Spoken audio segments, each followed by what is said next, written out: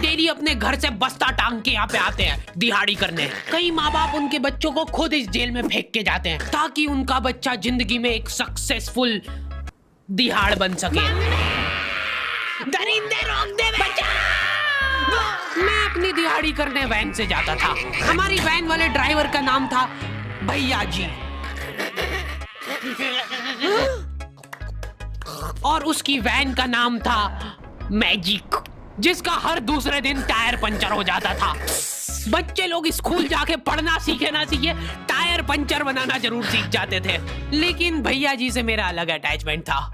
उनसे मेरे को दिल से नफरत थी। ये आदमी सुबह 5 बजे आके मेरे घर के सामने हॉर्न बजाता था। अरे भैयू, ओए भैयू, जल्दी से तैयार हो जा बेटा, 5 मिनट में निकलना है फटाफट। 9 बजे का स्कूल है यार हमारा। लेकिन ये आदमी सुबह सबसे पहले आके मेरे को लेता था। उसके बाद हम 3-4 घंटे पूरे शहर भ्रमण पे निकलते थे। शहर के पूरे आखिरी कोने से बच्चे ले लेके आता था ये आदमी। जहाँ पे वैन जा भी नहीं सकती उधर कूदा कूदा के ले जाता था ये, और फिर टायर पंचर हो जाते थे। शाम पड़े वापस से हमको घर घर छोड़ के आता था ये। जिंदगी बर्बाद कर दी थी भैया जी ने मेरी। सबसे पहले लेते थे और सबसे आखिर में छोड़ते थे। लेकिन मैं फिर भी उसी वैन में जाता था क्योंकि चमेली भी हमारी वैन में आती थी। और बात यह है कि वो मेरे पास ही बैठती थी, मतलब मजबूरन। उसके पास और कोई ऑप्शन ही नहीं बचता था और मैं बचाता भी नहीं था। मैं घर पे जाते से जो 2-3 घंटे मेरे को सोने के लिए मिलते थे उसमें सोता नहीं था और मैं प्लानिंग करता था कि कैसे चमेली सिर्फ मेरे पास बैठे। चमेली सबसे आखिर में आती थी और मैं सबसे पहले सुनसान वैन में चढ़ के बस्ता अपने पास में रख के और फसर के सो जाता था। बाकी सारे बच्चे अपना बस्ता गोदी में रखते थे क्योंकि तुम्हारे बाप की वैन नहीं है, मतलब मेरे भी नहीं थी, पर मेरे ऊपर भैया जी को तरस आ जाता था कि बेचारा 5 बजे से आया है, तो वो सोने देते थे। With Sakai, you can turn your imagination into a game. Make a game Brain Rot Blaster Escape, and Sakai will prepare for you. अरे कैसे चला रहा है ये गाड़ी? रुक जा, गाड़ी चलाना नहीं आती क्या? देखो, आदमी इतना तभी चिढ़ता है जब उसकी जिंदगी में कोई लड़की ना हो। नहीं है ना? नहीं, मैं समझ सकता हूँ लड़की ना होने का दुख दर्द। मैं भी किसी जमाने में लड़कियों की तलाश में गली मोहल्ले भटकता था।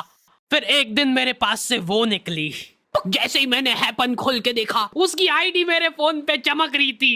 हैपन ये एक रियल लाइफ डेटिंग ऐप है। यहाँ पे तुमको वो लोग मिलेंगे जो तुम्हारे आस पड़ोस से निकले हो कभी ना कभी। 100 किलोमीटर दूर रहने वाले लोगों से बात करके फायदा ही क्या जब तुम मिल ही ना पाओ। और अगर तुम्हारी घिनौनी शक्ल देख के यहाँ पे तुमसे कोई प्यार मोहब्बत नहीं भी करता है तो तुम फ्रेंडशिप तो कर ही सकते हो फिर भी। So go and check it out happen. Link is in the description. लेकिन मैं सोता नहीं था। मैं आंख बंद करके चमेली के घर का इंतजार करता था। तो क्योंकि चमेली आखिरी में आती थी तो वैन पूरी पैक पुक हो रखी होती थी, बच्चे बाहर उबल रहे होते थे और मैं अपना बस्ता पास में रख के एक्टिंग देखो एक्टिंग।